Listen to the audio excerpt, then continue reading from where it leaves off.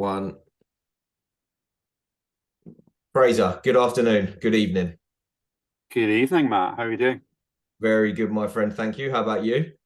Yeah, not bad for whatever day it is this week. Thursday. There we go. Fraser, we have known each other now for quite a while, and I won't divulge the complete story, but we finally got round to doing a podcast recording. Yeah. And so I already know about your organization, as probably many people do. And, I know what you do, but I'm going to hand the reins over to you. And I'm going to ask you to introduce yourself and Brewdog. Cool. Well, my name's Fraser Brown. I'm the global head of IT at Brewdog. What did Brewdog do? Brewdog do many things. So primarily we're kind of shaking up the beer market. We're creating really amazing beers. We also make cider. We're also making gin, vodka, rum, which we sell directly to customers, to supermarkets and the like. But also, we've got an extensive bar network globally, and some hotels within that as well. So we clearly sell our own beers in the bars. And part of my job is making sure, well, from an infrastructure point of view, that the bars are all hooked up on the internet, can clearly talk back to headquarter buildings. So that's us in Ellen, up the north of Scotland. And end user computing as well. We've got a fair amount of users who need a laptop on the go, and also the kind of where we're going to run various platforms. We run a lot of stuff in the cloud, a hybrid setup. Yeah. So it's my guys that look after all of that. And I've also got a CISO hat. So I do all Okay. the technology pieces as well. So, it's a fun place to work. Making beer is Yeah. brilliant fun. Having worked in finance, it's far more exciting. Yeah. Easier to get excited about a beer than it is to get excited about a current account, let's be honest. So, Indeed. um, yeah, it's a great place to work. So, a lot of people, I think, Brewdog's pretty much a household name, I would say now. Yeah. Um, but people instantly just think maybe brewery and that it's, if you go to the pub, you just have it on tap or draft or whatever, or you buy it from the supermarket. But um, can you give us a bit more information about like the bar network and the hospitality side, maybe some numbers around that? Because I'm not sure people realize that there's that string to the bow too. Yeah, I mean, predominantly we've got a really heavy UK presence, but we've equally got the global presence as well from a bar point of view. Probably seen on social media, just before Christmas, we opened up in Las Vegas, massive site in Vegas. Yeah. Previous to that, we opened up a massive site down in London, Waterloo. So huge size. I think Waterloo, case in point, if we've got UK viewers of the podcast, then it's a great place to go in terms of it's got an ice cream van in the bar. It's got duck pin bowling. It's got a slide. Table tennis.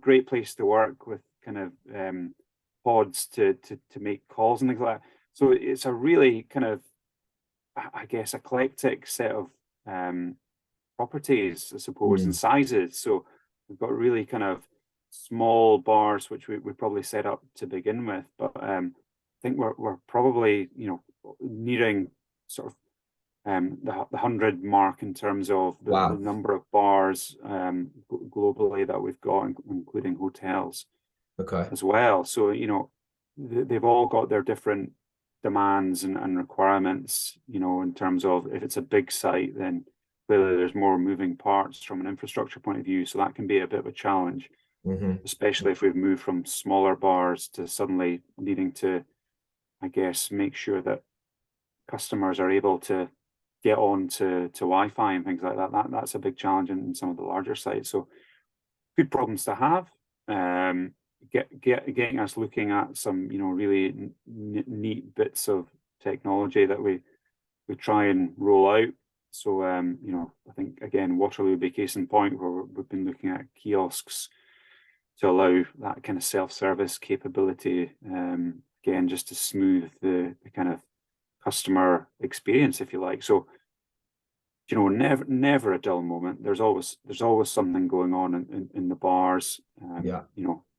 We've got the rugby on at the moment, so it's kind of a hectic time in terms of the bars will be showing the rugby throughout the championship. So super busy times all the Okay. time, really. And the general strategic direction, right? So you've obviously have the retail segment of the business and hospitality, but what are the big initiatives, the big business initiatives that are upcoming for the next couple of years? I mean, I think with everything that we do, we underpin it through, looking after the planet. So there's a lot of stuff that we do in terms of planting trees, setting up the aerobic digester to allow us to use waste from production and food waste to produce energy for site up in Ellen. Mm-hmm. Everything we do is kind of underpinned by that. Is this the right way by the planet? Because James Watt, co-founders, talked a number of times about, the existential crisis that we're facing around the planet. So, what everything we do is kind of revolving around that. So that's always going to be there, kind of underpinning what we Yeah. do kind of strategically. In terms of, I guess, products and the marketing side of it, we're kind of trying to push with everything we do. We're trying to mix it up a bit and trying to get, some of the sleeping giants that we've got in the brewing industry. We're trying to really shake it up a bit and, make our beers tasty or Yeah. give a bit of variety. Or, for example, at the moment, we're rolling out Black Heart, which is an Irish stout. Yeah. If you think of Irish stout, there's literally one main player in the Yeah. market, Yeah. and no one really tries to challenge it. So it's really great to see us kind of pushing that and trying to increase the brand awareness, trying to increase that kind of, I guess, market share as well. So there's a big push on that. And I think if I look at it with my IT hat on, a lot of stuff that we've been doing is, getting things, I guess, from a more mature to a more mature footing, because you know what, there's two guys and a dog in a garage when they first started up in kind of 2000s, 2007, 2009. Do you know what? They've moved at such a level of growth that some Mm. things have inevitably needed a bit of catch up. So there's been Okay. an awful lot of work on that to get us on our processes and procedures in place to kind of be more grown up about it and give us a scalability that we can then, I guess, springboard onto further. So yeah, there's a big bit of that work which I've enjoyed doing in my time. What am I coming up for 2 years now? Yeah. And it's been great to do a lot of that and lead on that. And then the usual one from an IT point of view is the cybersecurity piece, which Yeah. is almost never ending. Okay. Just constantly having to look at, well, what are the new attack vectors? What should we be looking at? Is there Mm. a solution, a provider? And do you know what? That's why, we've talked before about kind of the networking piece and the peer networking. I find that incredibly useful Okay. because you're not alone. You have a conversation with, other CIOs and talk about, what are they experiencing, what have they found, and kind of going on a shared journey with others to help us within BrewDog. So yeah, So lots going on. we'll talk about that the networking piece a little bit later on, Okay. but wanted to pick up as well on the tech piece and the cybersecurity piece. So we spoke about like the major business initiatives, but what would you say is your main focus from like a tech perspective now? Is there any migrations? Is there any like rollouts? Any new digital enabling customer facing technology kind of things? Yeah, I mean, I think from our point of view, we've got that, CSI, that constant service improvement, which has to happen. It needs to happen. So again, probably historically we weren't that brilliant about providing the time to do things simple, kind of tea and toilets, I would call it. The kind of basic stuff and hygiene around Yeah. patch upgrades and updates, and generally just kind of getting more on top of that. So there's been a big push on that. This year we've got a lot of work on server upgrades. We've got stuff which is becoming end of life. Hmm. You know, I think that's part of my journey, and some of the discussions I have is trying to make IT a bit sexier to the business. And I mean that from the point of view of it's quite often not seen to be something which is going to help sell beer, but boy oh boy, if it doesn't work, it will impact your ability to sell beer. So Yeah. there's that kind of turning that on its head a little bit, and trying to show the value and the benefit of investment, value of upgrading servers. So we'll do a big bit of work later this year on server upgrades. The challenge is finding the time to have the downtime Yeah. when you're basically a 24/7 brewing operation. Yeah. So yeah, those are interesting conversations. So we'll do a big chunk of that this year, and yeah, that's probably the kind of the main thing. We're probably in a little bit of a what I'd describe as a BAU cycle, on the basis of, do you know what, we're probably in one of the most challenging financial times that I've probably known in my, oh, crikey, I think I worked this out, nearly 25 years of working, you know, crikey. That's why I wear the cap now, just because the hairline's receding that badly and it's going grey. Yeah, just, you know, it's probably one of the most challenging times that we've encountered. So we're Yeah. probably being, you know, tighter with the purse strings than we have in my first couple of years. And Mm. that's good, that's fine. We need to do that, as they say, you kind of fix the roof while the sun's still shining. Yeah. It was a phrase often used in financial services when I worked back there. So we were kind of looking at efficiencies.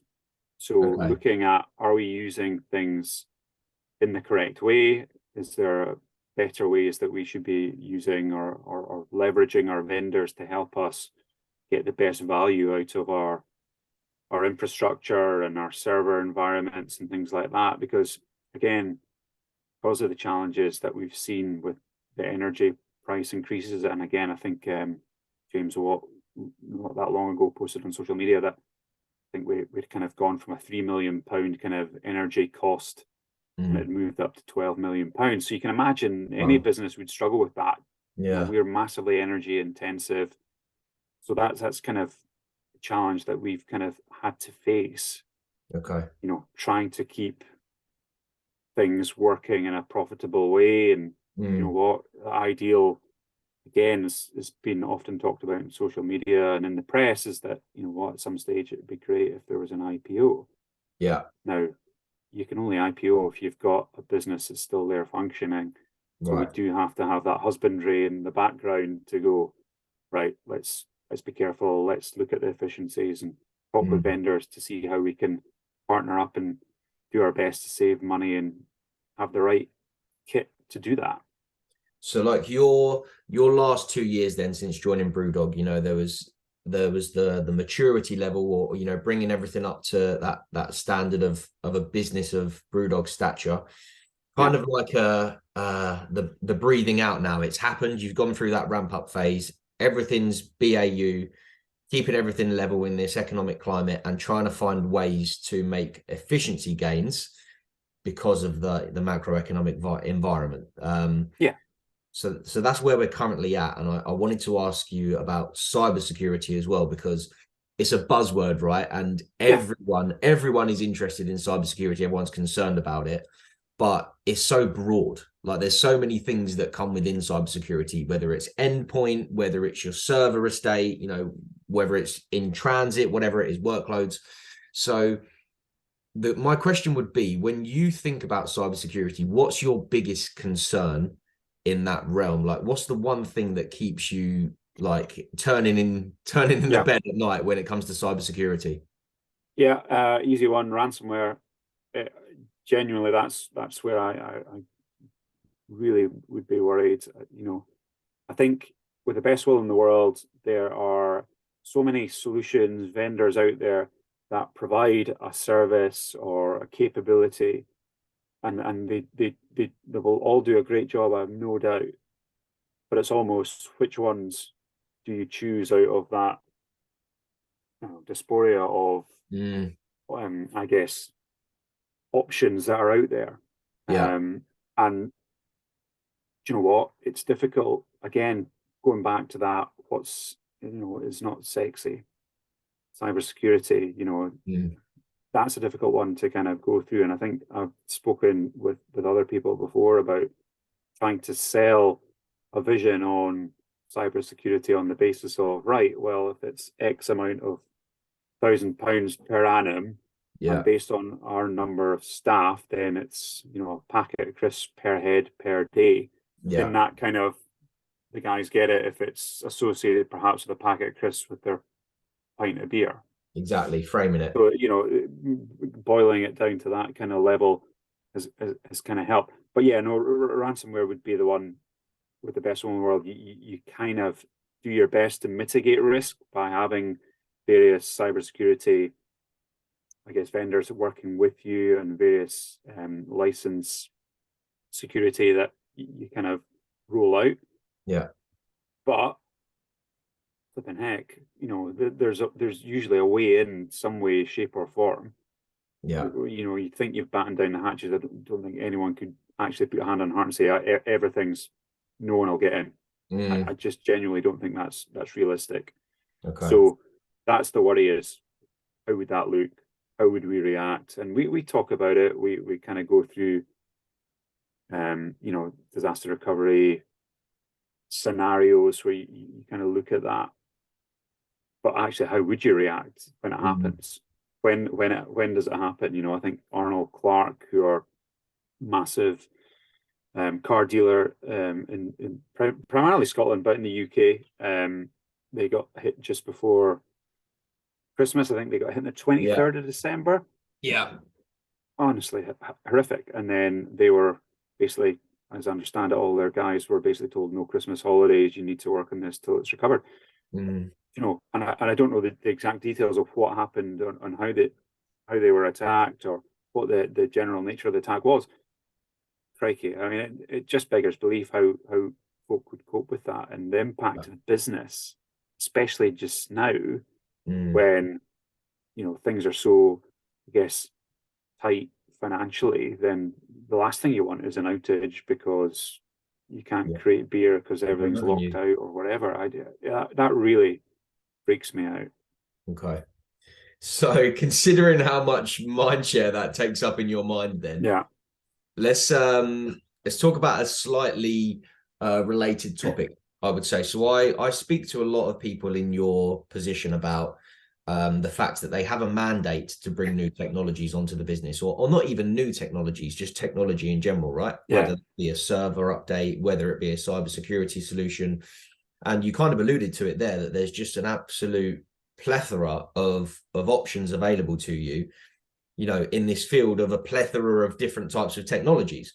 So um, vendors will try and introduce their technology to you. Salespeople and marketing people will try and get in contact with you. Um, how do you actually like that to happen? In which mediums, or in which, through which avenues do you actually find that contact useful, yeah, um, instead of like a negative and pestering? yeah. Do you know, it's a really difficult one. Do you know, it might just depend on what kind of mood I'm in and what kind of day I've had, if I kind of really go for it. Yeah. In general, though, my preference probably is, I think we went with a vendor based off the back of, and I know we're going to talk about it, but the peer networking, and actually going through the kind of conversation where we were all talking about the challenges in a certain area. Mm-hmm. So it was SOC as a service, and genuinely, there's so many options out there. You pick one and they'd be fine. But actually having peers tell you what they recommend or what they've found Yeah. is super helpful. So I find that helpful, is almost that word of mouth, Okay. which would then lead me to, if I've already got someone who's maybe emailed me or has linked in with me from that vendor, then I'll reach out to them. Okay. The other way, I think that sometimes works. Doesn't always work. So if anyone's listening and suddenly starts doing this, they might not always be successful. Just to Yeah. set expectations. Do you know what? I like something which is different. Do you know, I'm not a fan of and I hate this. I hate the stuff which comes in on an email and it says, yeah, I want to talk to you. We've got this solution. We think you can help. And you go, okay, I'm sure you can. And you maybe don't get to it or reply to it because there are other things going on. But then the email follow up will be clearly not the person I need to speak to. Who do I need to speak to within your organization? Which immediately I'm a bit like, right, go away. I don't even want to speak to you. Yeah. The way that it tends to work is something different. So like a video or a link or something like that. It's something different, something zany, something that will pop out at me Yeah. in a day where I'm maybe, I've been firefighting with an issue or wrestling with a project delay or something like Mm. that. It's something that maybe puts a smile on my face.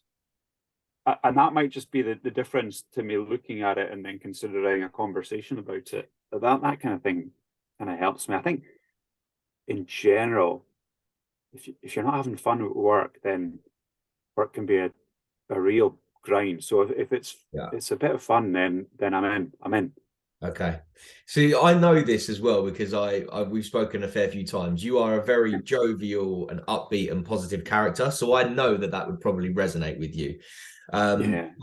But like the networking side to it, talk us a bit more about that. Why, or I guess how does that happen? Do you attend specific events? Do you go out of your way to engage with others in your community? How does that actually manifest itself?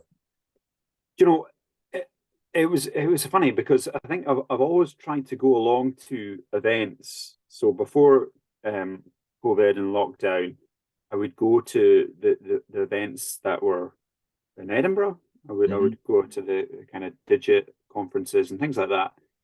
And that was always great. Absolutely hated that from the point of view of um sometimes you kind of go to these sessions, you don't know anyone, and it's kind of like, oh, great, I've got to do some really kind of small talk. Yeah. That I'm thinking about, I don't know, 20-year-old me cringing at the very thought of doing that, but I Yeah. now I'm mostly comfortable with it. But that's how it started off, and a part of that was to do with the fact that otherwise I just felt I wasn't learning anything, or I was too insular in what was going on. So that was great. Come COVID and lockdown, things took off in a massive way and in a great way. My 20-year-old self would be delighted by this because Yeah. it was all online. And so I'm kind of this kind of small box rather than absolutely everything. So I'm hidden a little bit. Yeah. And there was more opportunity because the stuff that I couldn't ordinarily get to because it was in London, for example, you could do it online. Mhm. And it actually was super helpful in terms of me opening my network, my peer network, beyond the confines of Scotland and going over the border, if you like, because Yeah. there were no borders because we were doing it on Zoom or Teams or whatever. Yeah. So I've kind of thrown myself into those, and they still happen. The online ones still happen. They're doing more face to face. I'm just trying to put myself in positions that I'm not comfortable with. So as I Mm. say, my 20-year-old self would be horrified at me talking now, saying what I now do. But I Yeah. do remember bosses saying when I was kind of coming up the ranks, it was all about moving out of your zone of your comfort zone. And it's, Yeah. and it's like, oh gosh, right, okay. Don't really want to do that.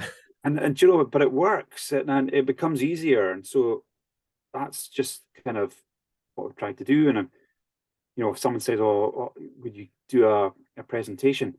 That was the last thing I would ever want to do would be a presentation. But Mm. in COVID, I could record it, and I wasn't standing in front of everyone, Yeah. so that was fine. Again, it's just that pushing myself a little bit out of the comfort zone. And Yeah. I ended up going on stage up in, there was an oil and gas kind of digital gathering up in Aberdeen.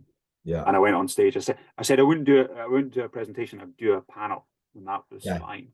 So it's kind of just pushing myself a little bit, and it's been massively helpful because I've got that. I think as a lot of people do, you get that imposter syndrome Mm. where you go, I don't know, do I know? Do I know what I think I know? Yeah. You know, or everyone else is cleverer than me, and a lot of people are. I have no problem with that. I would actually be worried if I was the cleverest person in the room. Yeah. And it's great that my team at Brewdog are fantastic, and they are the clever people in the room, and they massively help me.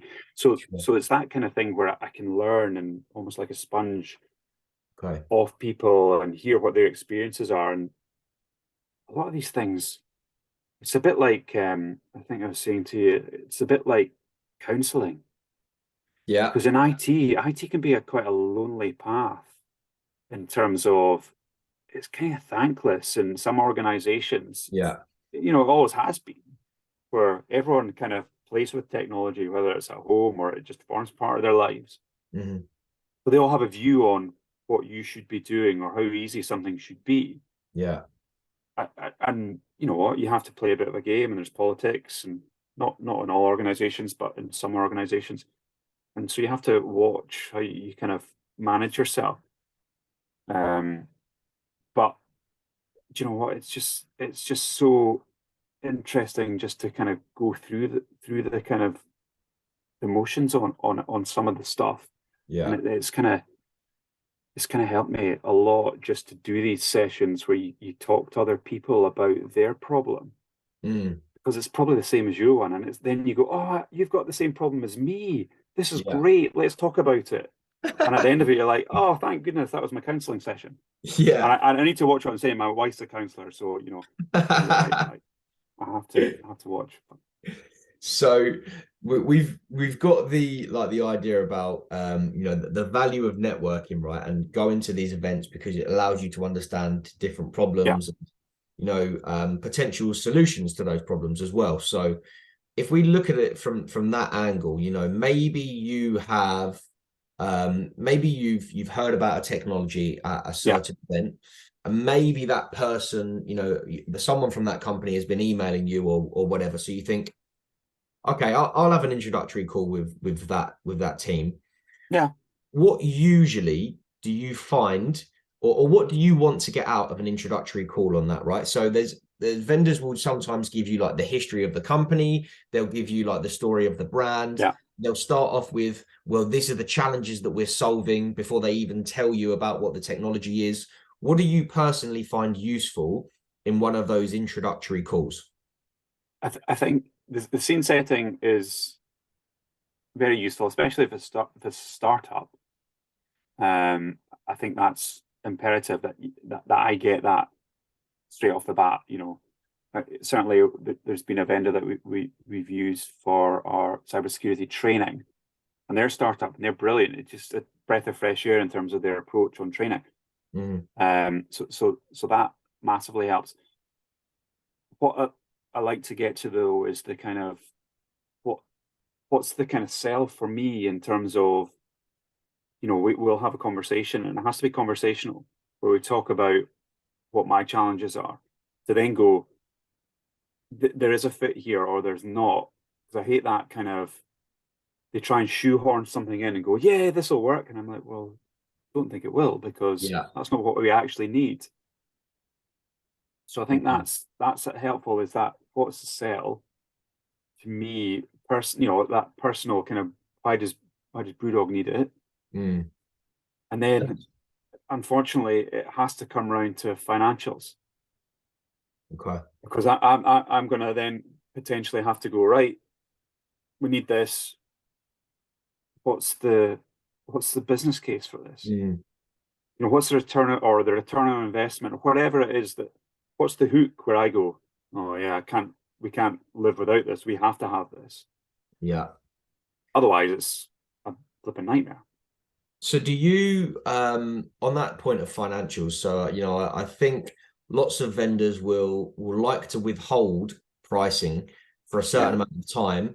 And I guess it's probably because they don't feel like they've got you on the hook yet. You know, once you're in the door and once you really understand and want the technology, then maybe the price will come after. How do you like to have that pricing discussion? Do you like to have it completely upfront, or you're happy to wait a little while? Again, it depends. I mean, primarily though, I'll say, look, just give me an estimate. I know it's not your kind of final pricing. I just need an indicative view, because that might save everyone time when we go, do you know what? I'm never going to get that one to fly, or oh, actually, that's quite competitive. So we may be able to do something with that. So I think that's the bit where it would be a decision point for me, is getting that view up front. Otherwise, do you know what? I hate it when they go, right, we'll have another meeting, and then another meeting. Honestly, my diary is a busted flush the majority of the time. So Yeah. it's kind of precious to me to kind of use my time wisely. So I don't want to waste my time. I don't want to waste a vendor's time, or lead them down a path where they think that they're going to get a sale and they end up not getting a sale. So that's it has to be a kind of, do you know what? They know in their heads what the costings are. Yeah. They always do. They know what their cut is and things like that. So that's the bit where you go, you can give me some kind of a view. Yeah.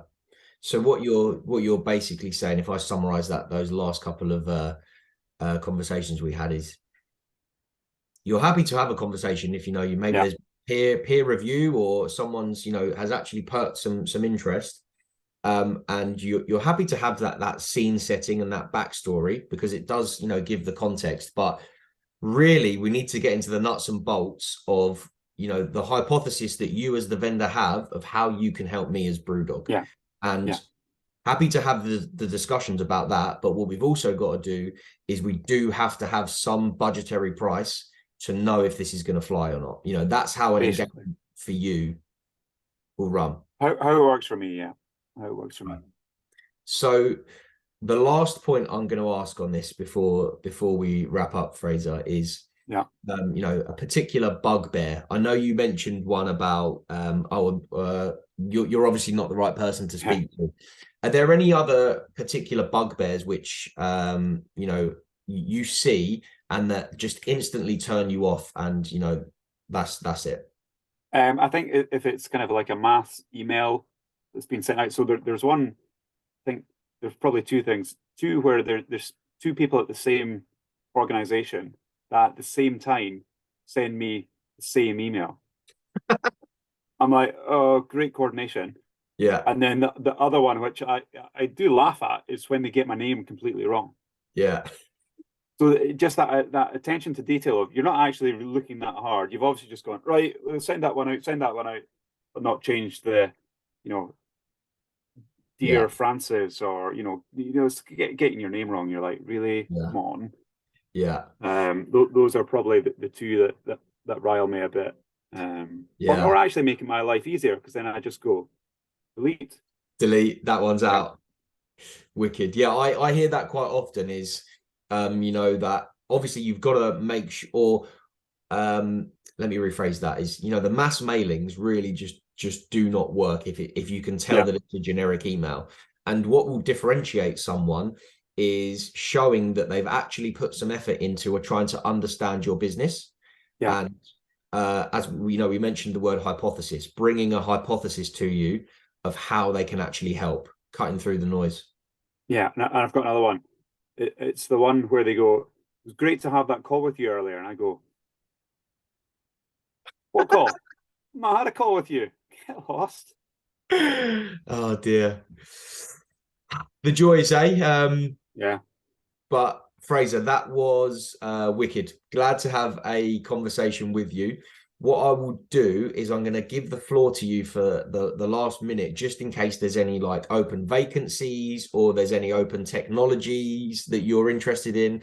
Probably not. And this is going to absolutely open the floodgates and you're going to get a load of spams. But no, if there's anything that you wanted to wrap up with, please feel free. I mean, I don't think that there's terribly much to wrap up with. I think we're kind of in a kind of holding pattern a little bit from a technology point of view, in terms of I don't see us bringing any new staff on. I don't see us bringing too much in the way of new technology. But we'll see how we go. But I think just with all of it, we'll just remain a bit punk, and we'll mix it up a little bit, and we'll enjoy our beer. You got a beer? We're cracking it I'm worried open. that the kids have shaken this. Oh, brilliant! They've not. Cheers. Cheers. Ah, delicious. Perfect.